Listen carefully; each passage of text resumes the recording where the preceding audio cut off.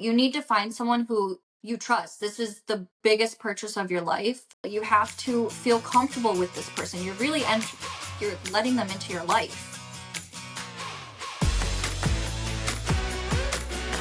Welcome everyone to the Closing Table Podcast, real accounts from real estate professionals, brought to you by WindowStill. I'm your host, Kat Schooler, and today I'm sitting down with real estate agent Laura Mehall. Laura is with Social House Group here in Southeast Michigan, and today we talk about her background in social media and how that led her to her career in real estate. We also talk about how she uses social media in her marketing, how she plans out her content, and how she uses it to find new clients and nurture the ones who already follow her. We also spend a lot of time talking about what it means to find the right fit, whether it's the right home, the right agent, the right client, the right brokerage, and the importance of trusting the way you feel in these really important relationships. So without further ado, let's talk with Laura.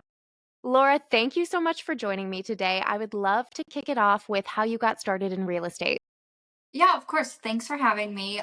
So I actually never really thought I was going to be a real estate agent. I was doing social media for a brokerage, and I started, following, shadowing, and then I fell in love with it. And honestly, I got my license from there and haven't looked back since. I'm curious, what were some of the things that stood out to you that were really appealing about becoming a real estate agent? Seeing the houses. I love seeing just different houses, any price range. I just love it. I'm a dreamer. So when I see a house I really love, I'm like, all right, that's my next goal, is a house like that. So just seeing that, it's a big motivator. And then seeing how happy people are when they get their home, I love it. There's no other feeling or way to describe it than just, it's so fulfilling just seeing people be so happy getting something they may never have thought they would have. Yeah, I can definitely, see how that would kind of keep you coming back, Yeah. right? Yeah. It's almost like you're buying a house each time, even though you're not? Exactly. It's like how adrenaline junkies, they'll always do like the next big stunt, next big thing. This has me coming back because like that feeling is just unmatched. Truly, yeah. And then I'm sure with your background in social media, so much about being an entrepreneur, being a real estate agent is about that marketing side of things. And I'm sure having that background and kind of, love for social media. Social media can be very hit and miss for people. Yes. I'm sure that has really helped you in your career. Yeah, no, it definitely has. You almost have to become an influencer. Which, sometimes I want to just put my phone away and not deal with it. But my whole career, my whole life is my phone. So I have to always be active doing things, and it gets a little overwhelming at times, but then just having like your boundaries set with, okay, now I'm going to do something for myself, not be on my devices, not answer.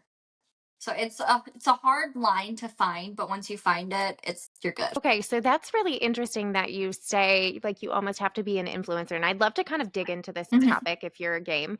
Yeah. Um, like that is an interesting mindset because like one, I think it to me immediately dispels some of the pressure. Like, oh, I'm performing almost rather Mhm. than anything else. And for me, I do have like a strong theater background and stuff like that. So I'm like, oh, that's easy. If I'm like Yeah. reading a script or whatever, it's the performance, it's the marketing. Mhm. But then people also have kind of like a negative viewpoint on influencers a lot of times. So I'm kind of wonder like in looking at it that way, like how do you kind of navigate it with like kind of maybe putting on a personality or something like that and being true to yourself?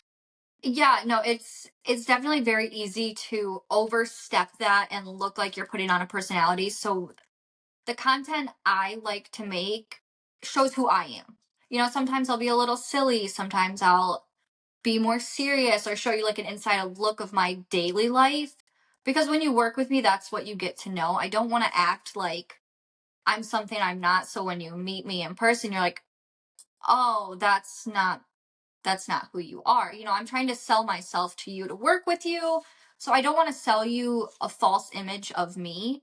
I want to just be 100% myself. And, sometimes I have bad days, and I like to show that as well, just to show that I'm human too, and I'm not anything else than what I'm showing you. So you're just always getting me. It is a particular skill, I think, to be able to show up online exactly the same way you show up in life. And so, how do you approach that? Because I think people feel like there's this big like wall of social media. Like, oh, it's I don't know, like people's shoulders touch their ears. They get really like, anxious and and have a lot of big feelings about being on camera and being on social media. What would your advice be to somebody who's like, I don't know how to show up as myself? Just forget the camera's there. I When I would just first starting out, I would record a lot, and I would see like, oh, I'm being a personality here. I'm not being me. And I would give myself feedback. It's hard. And I didn't want to ask other people for their feedback because it's kind of embarrassing. So at first, I was really shy, but now I'm like, if I do stumble on my words when I'm talking or doing something, that's just me. You have to kind of get over that. And once you do, you're good. But a lot of practice, honestly, or just like record yourself doing anything and just forget the camera is there and just see how it goes. Yeah, I think that's great advice because it's almost like exposure therapy, right? Mhm. Maybe at first you don't even have to post it. Maybe you just get Yeah. used to like recording yourself doing stuff and it just goes nowhere. Yeah. I have so many folders of stuff I'll probably never use that no one will ever see, but it's just there if I ever need it, or I can just look back on it and like, oh, I liked how I did this, but this was just a little too much. Or, oh, make sure you're looking at the camera. You're not, it's a lot. It's good to have to look back, kind of like notes. Like when you're studying in school, they're your notes. You can just go back and watch anytime. How important is social media in your marketing as a part of your business? Very. Honestly, a lot of my business, I'd say probably like 95% I've gotten from social media. So if I'm not active or doing things, people, start to notice like, oh, maybe she's not doing real estate anymore. Maybe she's taking a break, or maybe she's not doing so well. And I've had people come up to me like, oh, you haven't been posting as much. Is everything okay? And I'm like, no, I am. It's exhausting living on social media. It's so exhausting, but I have to make sure I keep that presence because otherwise people will not think I'm here, which I am, So a lot of time management to really going into like, today I'm going to record, today I'm going to edit, and then just plan out your posts. I love that you can auto plan posts now, so I don't have to like rush and do it that day. It's just taken care of. But social media is probably one of the most important things in my business. That's good to know that you kind of plan it out like that. When you're recording and things like that, are you like batching things? Are you just like taking a lot of video and being like, I don't know when I'll use this, but like maybe I will. Like maybe it'll be like some B-roll. I'll put some text over it. Like kind of like what does your workflow look like? It's kind of all of that. Some things I'll be like, ooh, this would be good as like a nice B-roll. I'll have it and just store it. And then some things will just be batched. And then, I'll put the batch together to make one big video. But it's a lot of random things. Or if I'm like scrolling and I see something I like, I'll save it and I'm like, ooh, I could do that, but add, myself to it.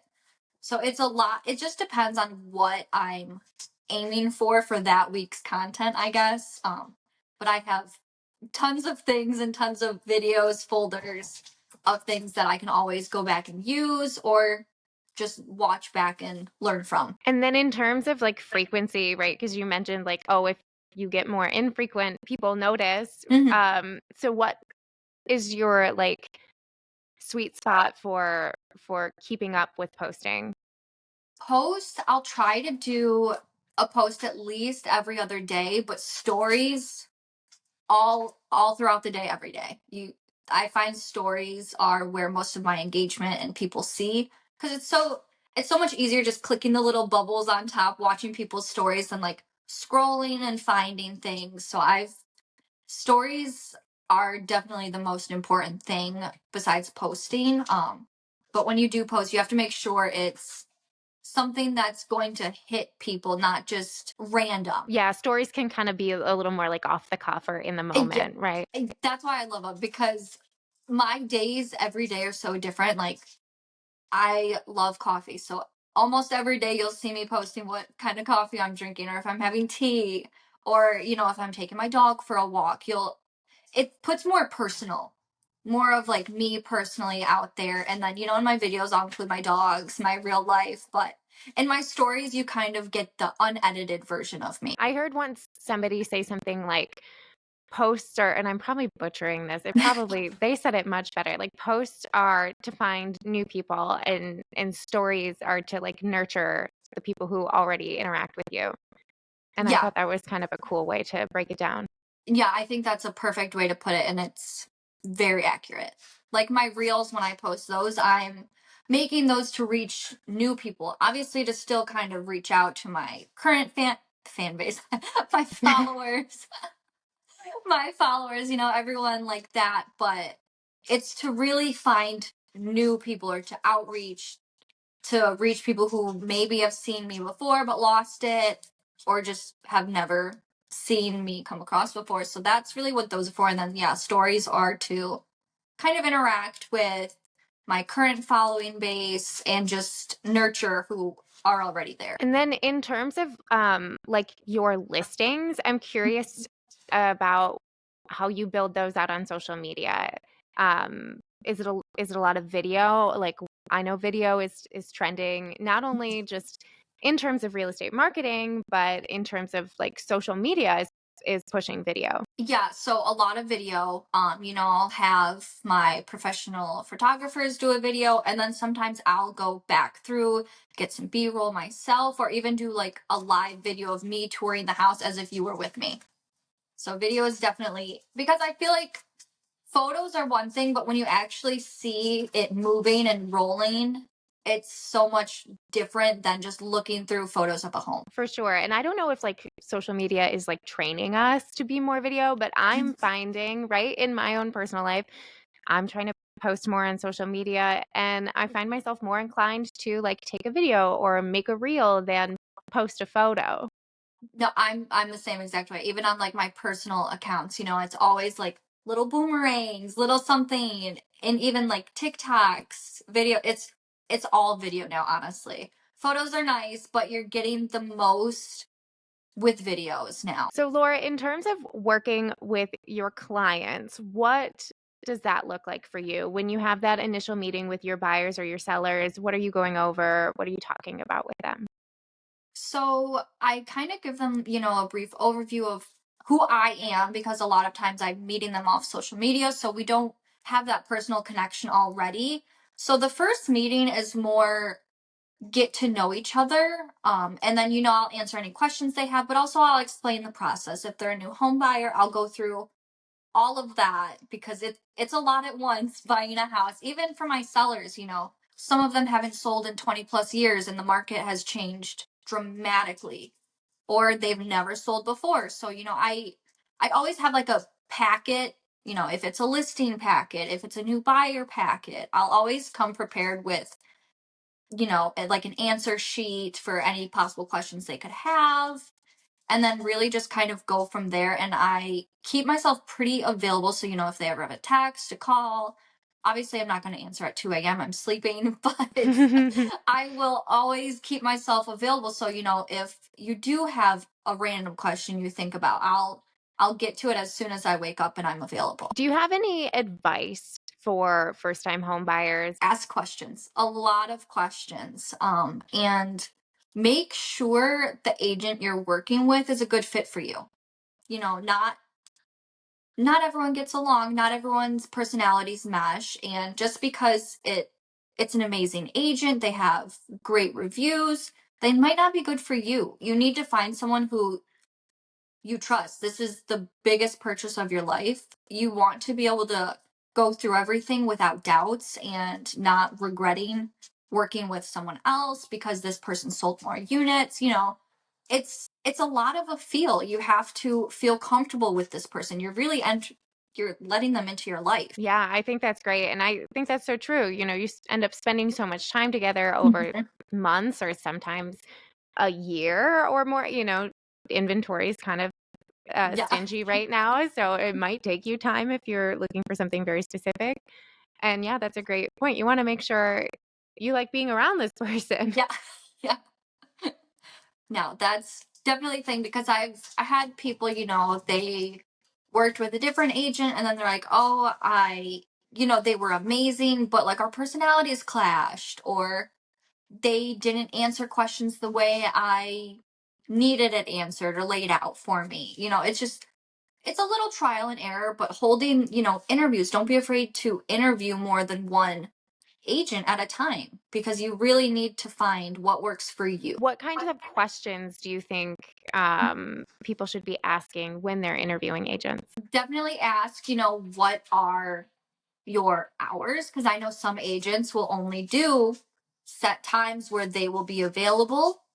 What does their showing schedule look like? How available are they? How many people are they currently working with? That shouldn't make or break your deal with them, how many people they're working with, but it can, if it's a newer agent and they have a lot of clients, they could be overwhelmed. You don't want to feel like you're burdening the person you're working with. And you just want to just really make sure they're going to be there for you. Ask them, what their experiences with first time home buyers, what their experiences in the area, because you don't want to work with someone who really doesn't know the area you're in. Yeah, a house is a house, but if you don't know the market you're in and you're going up against multiple offers, you're really not going to stand the best chance. That's such good advice. Do you have any advice for sellers in the current market? Honestly, just same kind of the same thing. Listen to your agent and listen to your gut. If you don't like that agent, you're not stuck. There are, ways to change things. I'm not saying fire your agent by any means, but make sure who you are hiring to represent you, understands your home because everyone's homes are so personal and when selling it's emotional. I just sold my first house. Like it's very emotional. So you want to make sure you're working with someone who understands what the house means to you. I think that's a great sentiment. And I always find it so interesting when, someone like yourself is so deep into the field and then you kind of when you go through it yourself, it's just the same emotional journey. You're going through the same thing your clients go through. And I don't think that there's any really amount of knowledge that can like keep you from having those feelings. Like, Mm-hmm. the head and the heart are a little separate there. Yeah.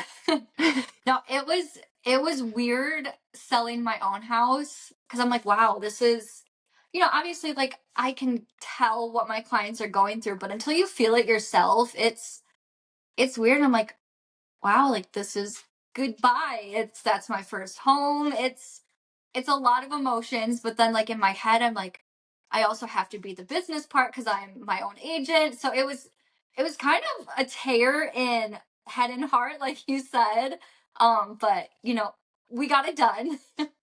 But it taught me a lot, honestly. I learned a lot and I feel like I understand a lot more about my sellers and the selling market from going through it myself. Do you have any particularly like rewarding, client stories or maybe like one that was particularly challenging that you learned something from? My first deal, it was a listing and they just bought the house, but then they wanted to sell it. They only had it for a couple months, but health things popped up so they needed to Mm. sell. They had worked with another agent. It didn't work out. We found each other. We really didn't work out. It was kind of my first glimpse into not every client is going to be for you and you don't want to take a deal just to take a deal. We ended up closing, but it really wasn't a good match. There was just a lot of butting heads. We just weren't, the communication styles were different, I guess you could say, to make it easier, but we closed the deal, done. But it really taught me that just because someone wants to work with you, I have a say too, like you as a buyer or seller can interview agents, but I'm also interviewing you to make sure you fit with me, same as I am to you. So it taught me, just some people don't work well together, and that's okay. Yeah, that's kind of that's tough for your first transaction, especially since it's Yeah. such a big deal, you know? Yeah, and it was a listing, my first one. So I was like, wow, I'm so excited.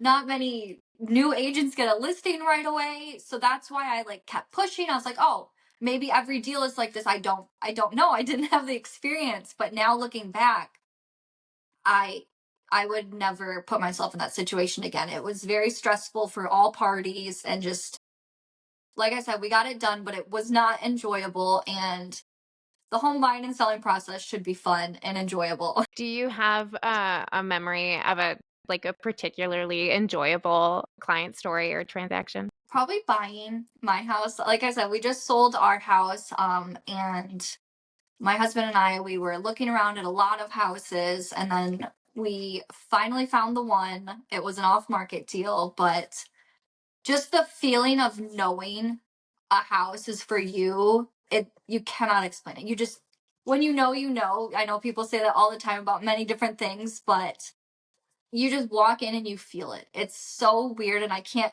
explain it any other way other than that, but and we ended up finding our dream home. So it's something I'll remember forever because it's, personal, but also it was also like my biggest sale to date. So, I hit my own professional milestone as well as my personal milestone of getting my dream home. Oh, well, I'm so glad. Congratulations. Thank you. Laura, are there any like habits or routines that you have that propel you into success? I'm very organized. Google Calendar is my best friend. I have everything color coded from when I'm going to film content to when I'm making calls and doing emails and reaching out to my prospects. I have everything just laid out in my calendar so I never forget anything. And I have a physical planner as well that I fill out just so everything is always there. Just organization is what helps me the most. I know everyone's different, but for me, keeping everything so organized, you never forget to do anything, and you never run into problems where, you'll have a client saying, "Oh, did you do this?" And you're like, "No, I forgot." So, I do love a Google Calendar. I yeah. especially love the just the reminder, aspect of it, that it Yes. pops up. Like I have mine set for a half hour before I'm supposed to do something. And but I'm curious, like with being that organized, are you also like honest about it? Because I'll admit, I'll be honest. Sometimes my Google Calendar says I should be doing something and I'm like, yeah, but later. Oh, no, Are you really strict with it? I try my best, but there are times when I'm watching a good show or I'm just out shopping, and I'm like, I'll get to it. My calendar shows that I have Apple CarPlay in my car too, so it pops up right there. So even when I get in the car, I'm like, stop. So sometimes, I'm not super strict. I'm human. I also have a personal life outside of my business.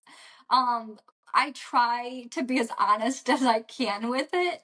But things happen. If it's something that's very, very important, I'll do it. But if it's something minor, like film some content, like I said, I have a whole archive of things. So if I don't get to something like that, I do have things already prepared to kind of like as a escape plan for if I don't do what I need to. But yeah, I'm not super super tied to it. I'm a little flexible. Well, that's good. And I always this is what I tell myself. I listened to um it was an interview with Dr. Adam Grant, and he like talks a lot about the brain and like behavior and stuff like that. And he was talking in particular about procrastination, and there's like a certain amount of procrastination that's good, and I feel like that always applies to like social media. Yes. Is like a little bit of procrastination makes me more creative. Like I'll think of a better Yes. idea. Yes. um I agree completely. You don't want to be rushed. You can't rush yeah. perfection, right? Yes, yes, and that good idea always comes a day after I thought I was gonna do the first idea. Exactly. Laura, I know we've talked about some like lessons learned already, but I'm curious if maybe you have like another big lesson you've learned, over the course of your real estate career. Yeah, just for any agent or newer agents with finding a brokerage, I feel like this is something that's not talked about a lot and it should be. Same when you're finding a client, you're interviewing the brokerage as well as them interviewing you. And I see so many people, they start off and they just don't find the right place for them. And then they fall off and quit because they think every brokerage is going to be the same. And I think it needs to be talked about more that it's okay to interview 5, 10, however many places to really find where you think you're going to do the best. Or if you find a place, you grow there and then you feel like you learned everything you could to switch. There's nothing wrong with changing brokerages, changing the course of your career because everything it's down to you. This is your business. And yes, your brokerage is there to support you, be there for you. But if you feel like you've grown and you need to do something else. There's nothing wrong with exploring other options. And I feel like people just it's kind of like taboo to leave brokerages, or people are like, "Oh, you've just been there. Oh, you've been to X amount of brokerages." But I personally feel like there's nothing wrong with that because you need to find what works for you. I think that's super valid. Yeah, and different people on different paths. For some people, that probably is staying at the same place for their whole career, and for others, it's different. It just all depends on what fits. Yeah, I just wish someone, when you first gain your license, you don't know any better. The test, the class, nothing teaches you about the field until you're already hitting the ground running. So I want everyone to know that it's okay to change or to not want to join somewhere because you don't feel it's right. There's nothing wrong with that at all. I think that's great advice and words to live by. Laura, are there any real estate myths out there that you would like to debunk? That it's easy. I think so many people, especially now with all of the Netflix shows, Selling Sunset, Selling on Sea, The Owning Manhattan, all of those, it's all of these luxury listings, and they make it look very easy on TV. Also, they make it look like there's a lot more money to be made. So, not everything is going to be that much, especially where we are. We don't have those 20 million, $10 million houses. We have some like 5 to 10, but nothing dramatic like that, and nothing is that easy. They just make it look very easy. I've had a lot of, stressful late nights. I've cried a lot. I'll be honest, the stress is a lot and it gets easier with time, but if you're doing it because you think it's easy and it's a quick way to make money, you probably shouldn't do it. Because it's a lot of hard work, tears, stress, and time. You can take a potential buyer to see 50 plus houses and they change their mind, then you're not getting that back, nor are you getting paid on it. So I feel like that's what a lot of people think is just you're opening a door, it's easy, and then you collect a check. There's so much more to it. Oh, definitely. And I think what people forget about these television shows is although they might be like reality Mhm. TV, it's entertainment. And so, Yes. of course, they want to show parties and like we're making a music video to sell this place. I watched Owning Manhattan, I don't know, like a month or two ago. So that one's fresh for me. Or the like, the one agent says to the other, like, get it done. And you're like, I don't think people actually talk to each other like that. At least I No. hope they don't, like. Not in my experience. I would love some of the big parties they have or like celebrations. I'm currently watching Selling OC and they just went on a yacht for their good quarter. I would love that. That's not very realistic, especially in Michigan, but it's not all like that. If it is for you and your business, that's amazing. But here it's not. You can have parties with your brokerage, that's great, but it's not always a party, it's not always a good time, and people aren't always happy. So you have to learn how to deal with angry people, sad people. It's a lot. For sure. Yeah, you have to take on a lot of emotional baggage of people, when Yes. especially, if it's, death, divorce, those kinds of Hmm. really heated states. And I feel like that's what people don't think about either is divorce, death. Those are the hardest ones because there's a lot of emotion. And I'm a real estate agent, but also sometimes I have to be a best friend. I have to be their shoulder to cry and I have to be their therapist. It's a lot of different roles under just helping you buy or sell a house. There's a lot that goes into it because like I said, you get very close with your clients, especially working with them months, maybe some people are years, but I grow very close with my clients and I try to form a bond or friendship as much as, they're comfortable with. Some of my clients are now my best friends. Some, we still talk here and there, but we're not as close, but I try to just be kind of whatever my client needs from I me. think that's a great approach. Thank you. Um, are there any challenges you are currently facing in the real estate market, and how are you working to overcome them? The biggest challenge, and probably a lot of other people will say this, are the rates. Now they're great, but they've been fluctuating so much that a lot of my buyers, decided to wait, and so that changes a lot of my business, what I'm doing. So just following up with them, always keeping an eye on, when the rates are going to drop. Yeah, rates are, the mortgage lender normally handles that, but I still need to be in the know without it. So when I do need to have these conversations with my clients, I'm not just speaking and not understanding because I'm not trying. My job isn't to try and make you buy a house. I want to help you find a home. I don't want to just push you to buy something so I can get paid. That's not how I run my business. I it's not about the money for me. It's about helping you achieve your dreams and find your home.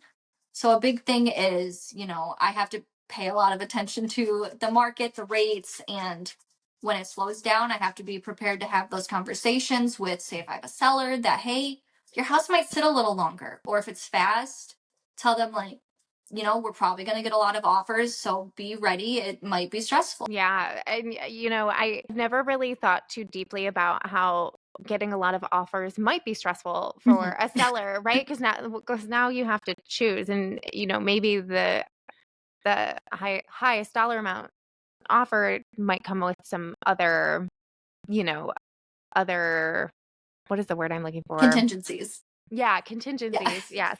And so, might not be the best thing, and now you're having to kind of like look at all these options and decide. Yeah, it's a lot. I had a listing once, we had 13 offers, and Oh, wow.